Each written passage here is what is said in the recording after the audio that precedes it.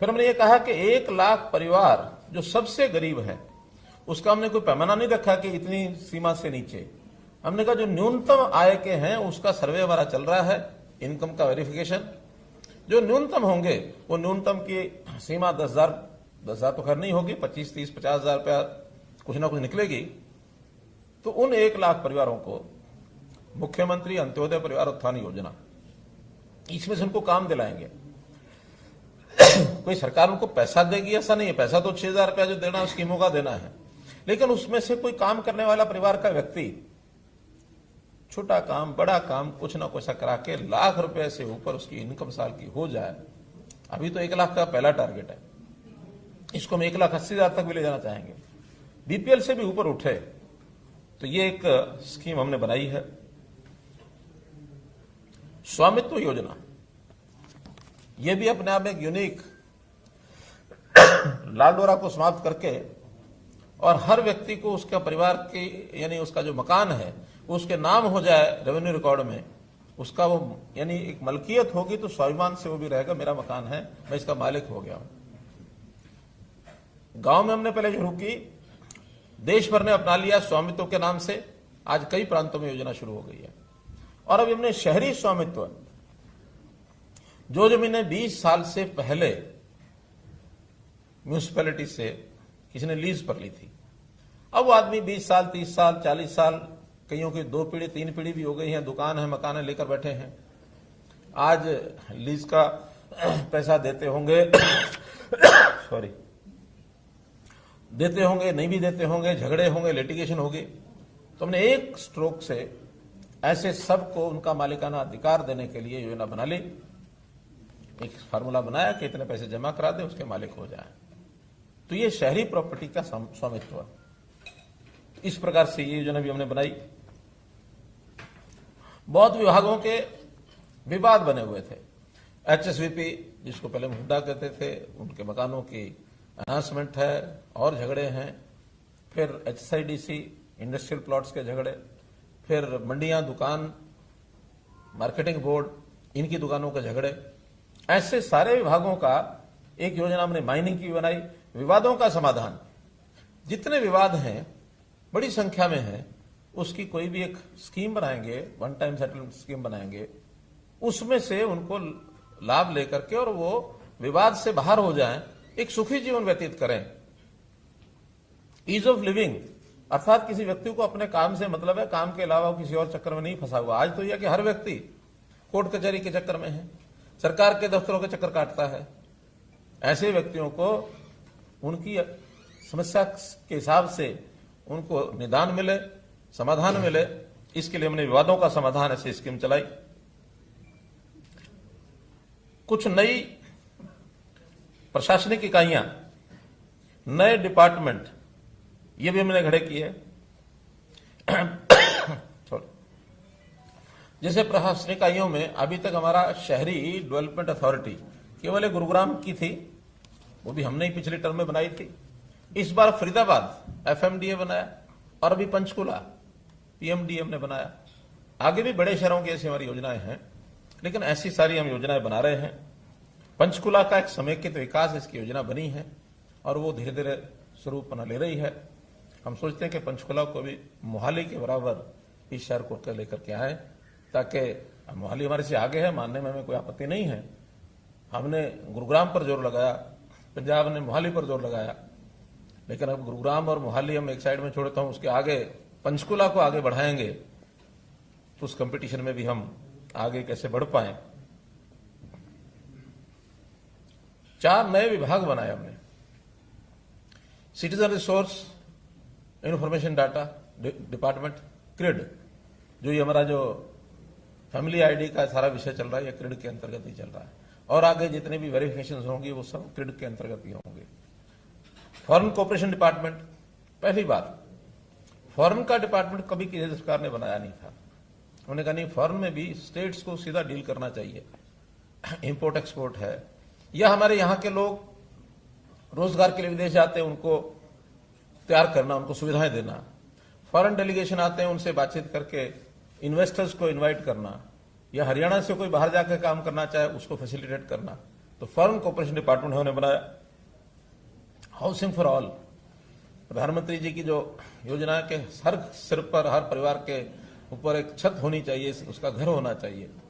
तो प्लानिंग से अभी तक ये एक विषय बहुत सरकारों ने पहले भी लिया होगा, कभी 100 गज के प्लॉट की बात है, कभी और कोई विषय है, लेकिन ठीक उसका अध्ययन करके जिसको चाहिए उसको हम दे नहीं पाए हैं। इसका एक क्रेडिट के माध्यम से अध्ययन करेंगे कि किसका अपना परिवार का घर है, किसका अपना घर नहीं है। जिसका घर नहीं है, अगर वो सामर्थ्य है तो अपने आप बनाएगा, सामर्थ्य नहीं है तो सरकार और बैंक से उसकी सहायता कराएंगे, केंद्र सरकार की भी सहायता लेंगे। ऐसे ही एमएसएमई हमने अलग से विभाग बनाया। उद्योग में रोजगार के नाते हम ज्यादा रोजगार कैसे पैदा करें, और एमएसएमई में बहुत रोजगार होता है, तो इस विभाग को अलग बनाने की आवश्यकता महसूस की गई। तो इंडस्ट्री डिपार्टमेंट से एमएसएमई, क्योंकि एमएसएमई में केवल इंडस्ट्री नहीं है, इसमें हर प्रकार की एंटरप्रेन्योरशिप है, उसमें दुकान भी शामिल है, कोई किसी प्रकार का सेल्फ जो एम्प्लॉयमेंट की स्कीमें होती हैं वो भी उसमें शामिल हैं, सर्विसेज भी शामिल हैं। तो इन सब चीजों को उसमें जोड़ा गया है एमएसएमई में।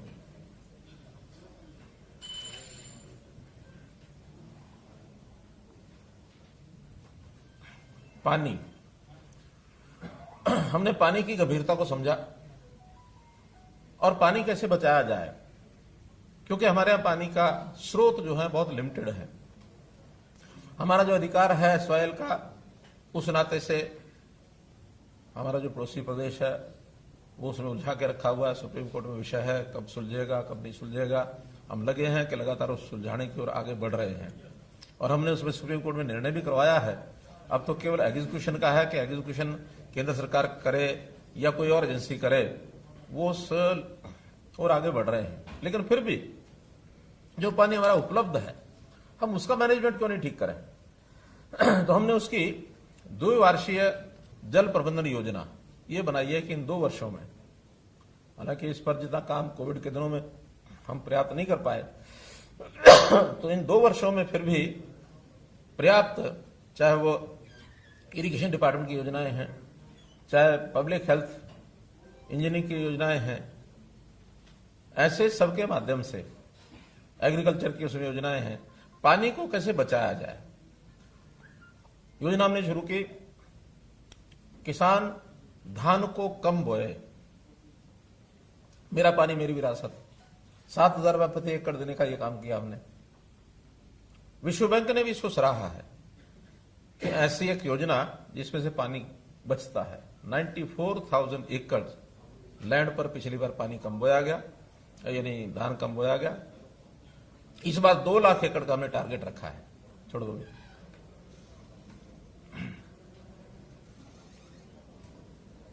2 लाख टारगेट हमने एकड़ का रखा है, और मैं समझता हूं इसको पर्याप्त करेंगे। पानी का ट्रीटमेंट, ट्रीटेड वाटर, और उसको रीयूज करना, क्योंकि पीने के लिए तो पोर्टेबल वाटर हमें ताजा नहरी चाहिए, लेकिन बाकी सब चीजों के लिए ट्रीटेड वाटर को रीयूज करने की स्कीम हमारी बन सकती है। उस पर हम बना रहे हैं, और उसके कारण से भी पानी की हमारी खपत कम हम कर पाएंगे। इरिगेशन में माइक्रो इरिगेशन, जो काडा डिपार्टमेंट उसको मिकाडा बनाया, ताकि माइक्रो इरिगेशन के ऊपर हम लोग काम कर सकें, ताकि पानी की कैसे बचत हो। तो मित्रों, पानी पर हम लोग बहुत गंभीरता से विचार कर रहे हैं, ताकि कॉमन मैन को ये पानी कैसे मिले, कम से कम पीने का और बाकी चीजें सुलभ पानी मिल जाए। इन सब कामों को ध्यान में रखते हुए, यानी देखते हुए, हमें बड़ी प्रसन्नता है कि नीति आयोग समय समय पर मूल्यांकन करता है स्टेट्स का। इस बार 2020 का जो रैंकिंग आई है, आपको बताते हुए खुशी हो रही है हमें कि जो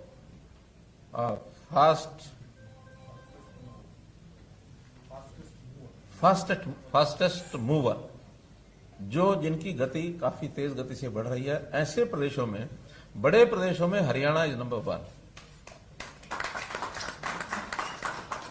बाकी प्रदेशों के आंकड़े 2019 से कोई 2 अंक, कोई 3 अंक, कोई 5 अंक उनकी रैंकिंग बढ़ी है, लेकिन हमारी रैंकिंग 10 अंक बढ़ी है। बड़ी स्टेट्स में सर्वाधिक है, केवल छोटी स्टेट्स में मिजोरम हमारे से आगे है, जो 12 अंक लेकर के छोटी स्टेट्स में प्रथम रहा है।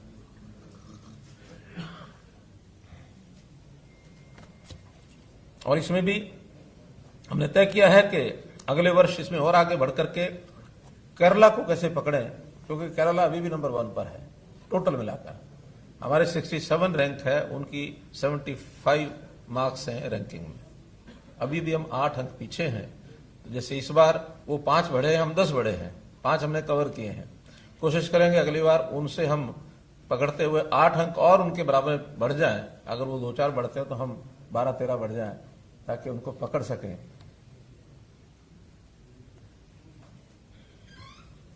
कोरोना के दिनों में कुछ चीजें और भी हमको, जैसे एक चुनौती के साथ कुछ अवसर आते हैं, तो शिक्षा विभाग को भी ऑनलाइन करने का हमको अवसर मिला है। यानी एक प्रकार से देखा जाए तो विद्यालय जो अब घरों में पहुंच गए हैं। जो विद्यालय में बच्चे आते थे, अब वो विद्यालय के ही अध्यापक ऑनलाइन टीचिंग करते हैं, पढ़ाते हैं। और इसके अंदर हमने अब विद्यार्थियों को लैपटॉप यानी क्या टैबलेट्स देने का निर्णय लिया है। 9वीं से लेकर 8वीं से लेकर के 12वीं तक के विद्यार्थियों को टैबलेट्स दिए जाएं, ताकि उसमें ऑनलाइन भी पढ़ाई कर सकें और जो यूट्यूब से भी करते हैं वो भी कर सकें, और कुछ अपलोडेड ऐसे जो लेसन्स हैं उसको मॉड्यूल के रूप में उसको पढ़ाई कर सकें।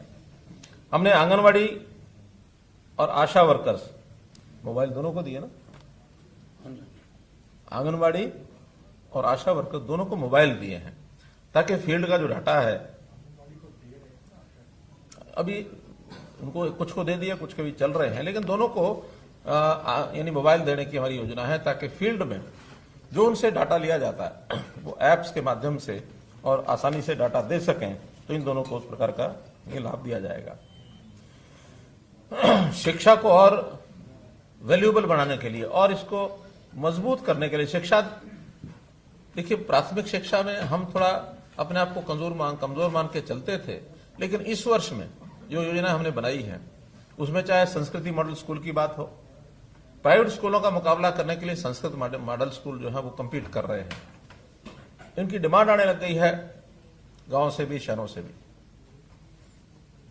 हमने इसके साथ प्लेवे स्कूल्स, प्राइमरी स्कूल में प्लेवे स्कूल्स की रचना भी की है।